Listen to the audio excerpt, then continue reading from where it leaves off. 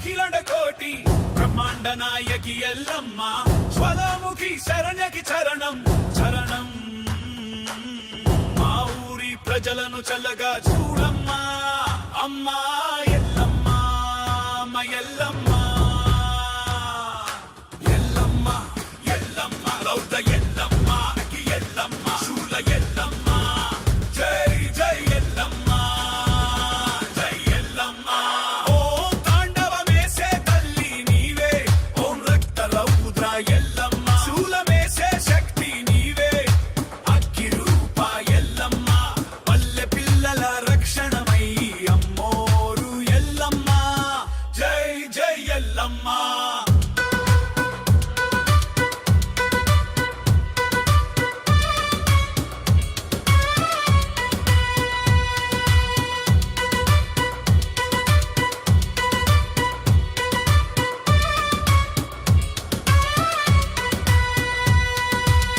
జగజ్జనని అఖిలండ కోటి బ్రహ్మాండ నాయకి ఎల్లమ్మ జ్వాలాముఖి శరణ్యకి చరణం చరణం మా ఊరి ప్రజలను చల్లగా చూడమ్మా అమ్మా ఎల్లమ్మ ఎల్లమ్మ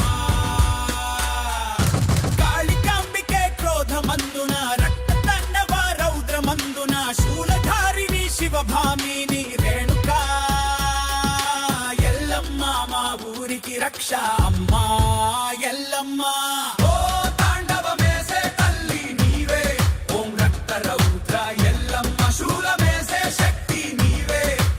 సర్దార్ సర్వాయి పాపన్న 376వ జయంతి శుభాకాంక్షలతో వెండితెరపై ఆగస్టు 21, 2026న విడుదల. సర్దార్ సర్వాయి పాపన్న మూవీని వాళ్ళంతా తెలంగాణలో గొప్ప చరిత్ర. సర్దార్ సర్వాయి పాపన్న అంటేనే ఆ రోజుల్లో గడగడలాడించిన వ్యక్తి. అటువంటి వ్యక్తులే ఈ మూవీగా తెరపైకి ఎక్కించడం మీకు అందరికీ కూడా హర్షించదగ్గ విషయం. ఈ మూవీని అందరూ చూసి మీరు ఇంకా ఇతరులకు చెప్పేసి దీన్ని గ్రాండ్ సక్సెస్ చేయాలని చెప్పి ఆశిస్తూ ఉన్నా, వేడుకుంటా ఉన్నా. అందరికీ నమస్కారం. ఈరోజు పద్మారావు గౌడ్ అన్న ఎమ్మెల్యే గారు చాలా సీనియర్ ఎమ్మెల్యే, మాస్ లీడర్ అన్న. ఇక్కడ సికింద్రాబాద్లో అన్న అంటేనే పజ్జన్న. ఆ అన్న చేతుల మీదుగా సర్దార్ పాపన్న బర్త్డే 376వ బర్త్డే ఈ 18th ఉంది. ఆ సందర్భంగా వెంకటేష్ గారు నిర్మించిన సినిమాను రిలీజ్ చేయబోతున్నాం 21వ తారీఖు. కాబట్టి సినిమాను అందరూ చాలా దిగ్విజయంగా చేయాల్సిందిగా ప్రార్థిస్తూ, ఎందుకంటే సర్దార్ పాపన్న గురించి తెలుసు. ఆయన ఒక బడుగు వర్గాల పేదల పోరాట యోధుడు. ఆయన దక్కన్ కింగ్గా పిలుస్తూ ఉంటారు. అంటే ఒక తెలంగాణ కాదు, అన్ని మనకు కొంత ఆంధ్ర, కొంత రాయలసీమ అన్నిట్లలో కూడా కలిసి ఆయన చేసిన రోజులప్పుడు ఆయన ఉండడం వల్లనే ఆ రోజు రజాకారులు అంటే అందరికి గుర్తు. రజాకారులను ఎదిరించిన ఒక పెద్ద ధీరశాలి ఆయన. ఆయన ఒక్కటి కాదు చాలా కొండలు ఆయన కోటలు గెలిచాడు. ఆయన కైలాసపురం కోట కానీ, భువనగిరి కానీ, లాస్ట్కు మనకి గోల్కొండ కిలా కానీ చేసి అక్కడ ఎల్లమ్మ అన్ను పెట్టి ఫస్ట్ బోనం మన హైదరాబాద్ వాళ్ళు అక్కడే బోనం చేస్తారు అప్పటి నుంచి ఇప్పటి వరకు కూడా. కాబట్టి అలాంటి వీరయోధుడి గాథ కథను క్లియర్గా చూపించడం కోసం ఒక ఏఐలో తీసుకొని సేమ్ అలా ఆయన ఎలా ఉంటాడన్నది చేసి ఆయన లాంటి ఫోటో తీసుకొని ఏఐలో చేయడం జరిగింది. చాలా బ్రహ్మాండంగా ఉంటుంది. దాదాపు 12 మంచి పాటలు ఉంటాయి. ఎల్లమ్మ మీద, మైసమ్మ మీద అన్ని డిఫరెంట్ మంచి సాంగ్స్ ఉంటాయి. కాబట్టి ప్రేక్షకులు దీన్ని చాలా పెద్ద ఎత్తున సపోర్ట్ చేసి మా సికింద్రాబాద్ ఏరియాలో అన్న ఎట్లా సక్సెస్ చేస్తున్నారో మా సినిమాను కూడా సక్సెస్ చేయాలని మనస్ఫూర్తిగా కోరుకుంటున్నాను.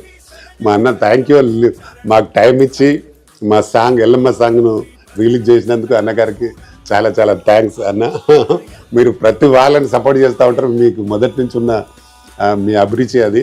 ఎవరున్నా వాళ్ళకి సపోర్ట్ చేస్తూ ఉంటారు. కాబట్టి అందుకే ఈరోజు మంచి లీడర్గా నిలబడినారు జనాలలో. కాబట్టి అన్న మళ్ళొకసారి మీకు మరీ థ్యాంక్స్ అన్న. Thank you very much.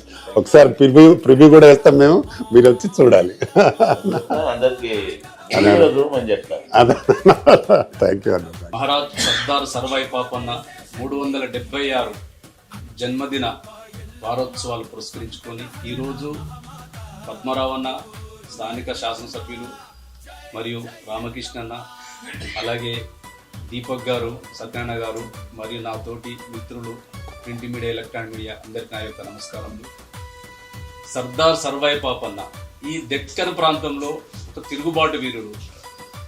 ఆనాటి మొఘల్ పాలకులకు, గోల్కొండ సుల్తాన్లకు ఎదురొడ్డి ఈ బడుగు బలహీన వర్గాల కొరకు తాను ఈ మోపిన పన్నులపైన, ఇక్కడున్న కష్టాలపైన తాను స్పందించి బహుజనుల కొరకు న్యాయం చేయాలన్న తపనతో సుదీర్ఘంగా మొఘలులతో యుద్ధాలు చేసి కోటలు జయిస్తూ, కోటల నిర్మాణాలు చేస్తూ, ఇక్కడి ప్రాంతాన్ని స్వతంత్రంగా ఏలుతూ, ఎవరికి పన్నులు కప్పం కట్టకుండా స్వతంత్రంగా ఏలుతూ మహారాజులాగా 30 సంవత్సరాలు ఏకదాటిగా పరిపాలన కొనసాగించాడు.